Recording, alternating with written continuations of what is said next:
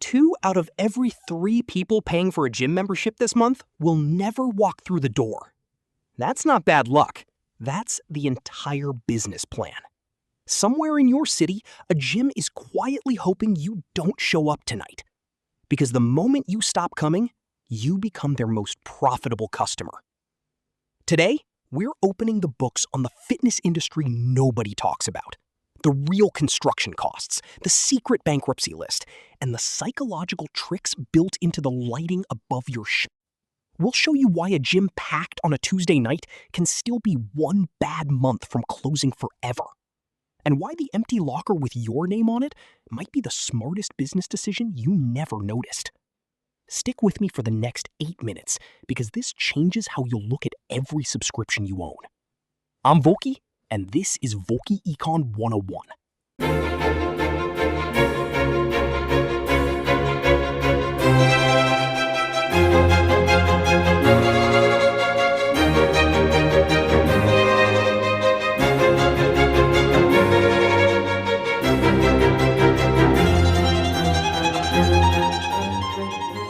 Picture this, a Tuesday, 6 p.m. Every treadmill full, a line at the front desk. The place looks like it's printing money. That's the scene that convinces people gyms are an easy business to run. It's also the 1 hour a day that lies to you the hardest. In the next 8 minutes, you'll watch how a gym actually makes its money, and it has almost nothing to do with fitness.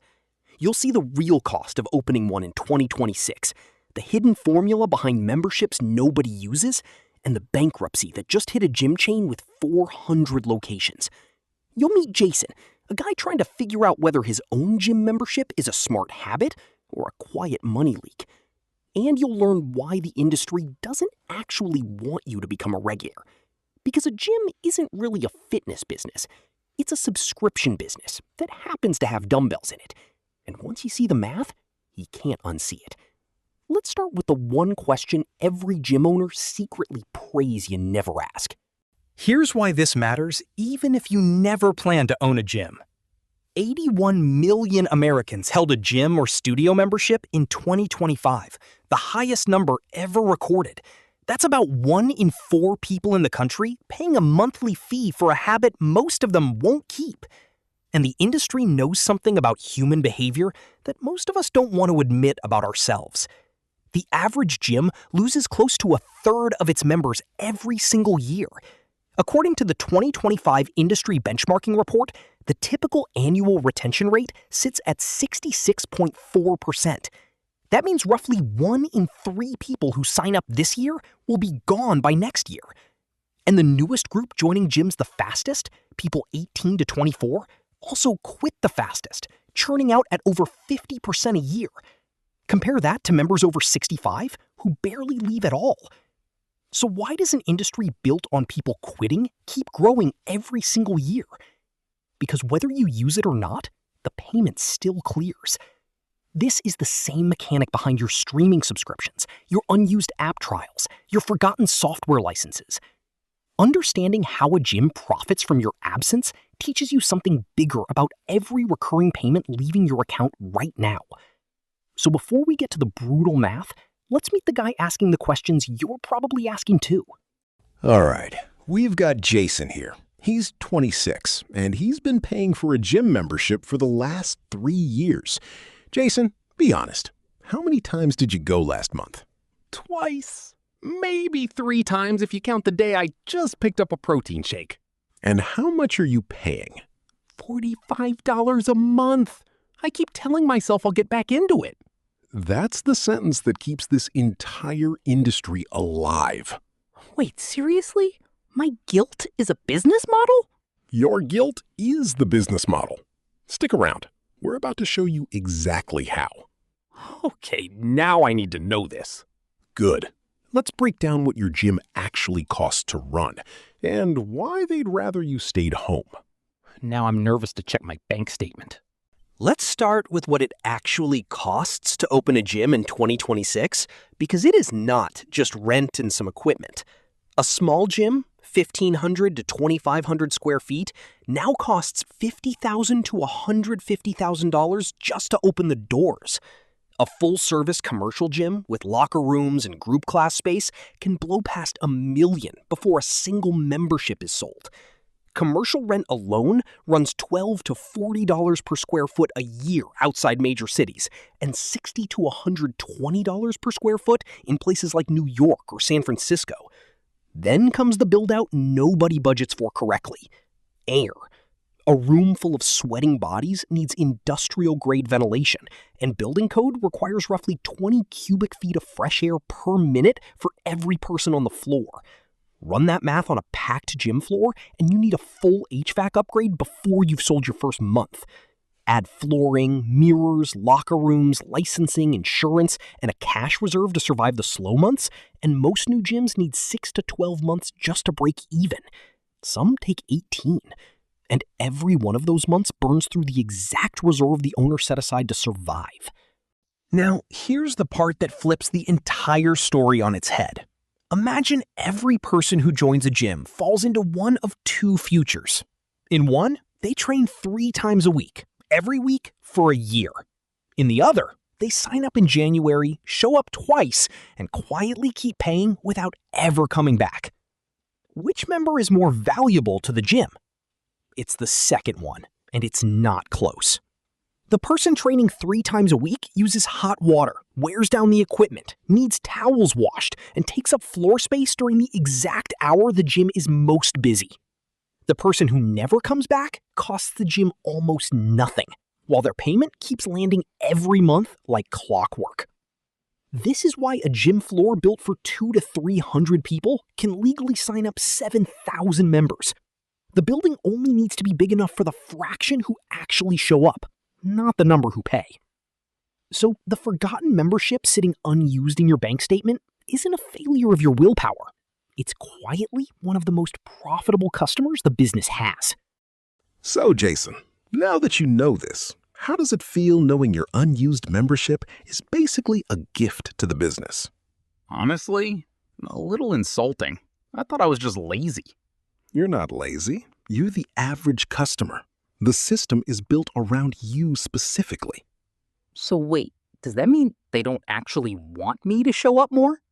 If everyone who paid actually showed up at once, they'd violate fire code within minutes. That's insane. So the crowd I see on a Tuesday night is basically the tip of the iceberg? Exactly. Now, let's talk about why leaving is so much harder than joining. Oh, I have personal experience with this one. Tell me. I tried to cancel once. They told me I had to mail a letter. In 2024.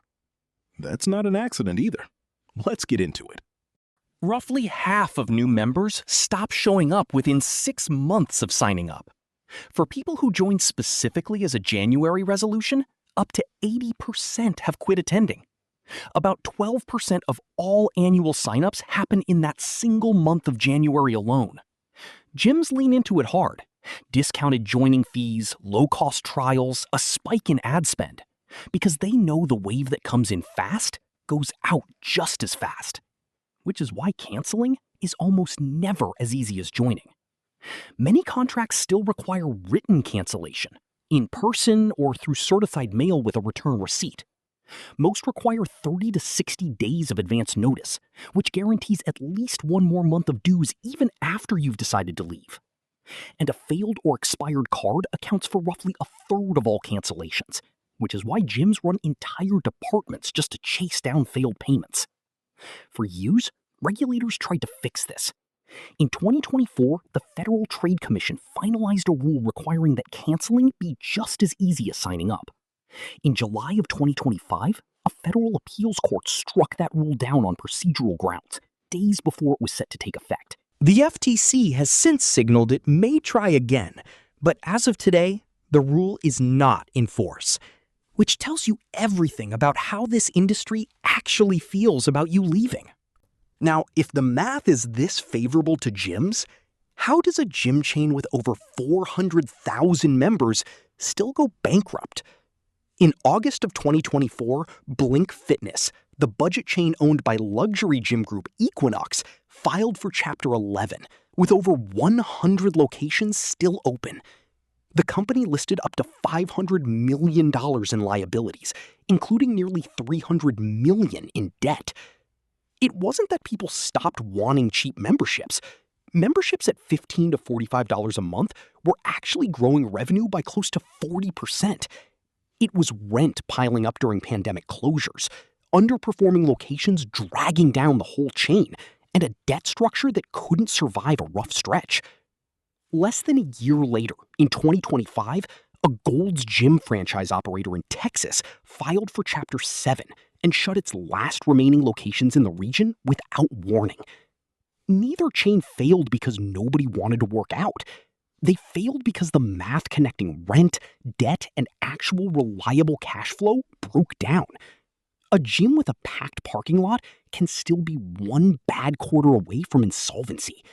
The crowd on the floor tells you nothing about whether the business underneath it can hold.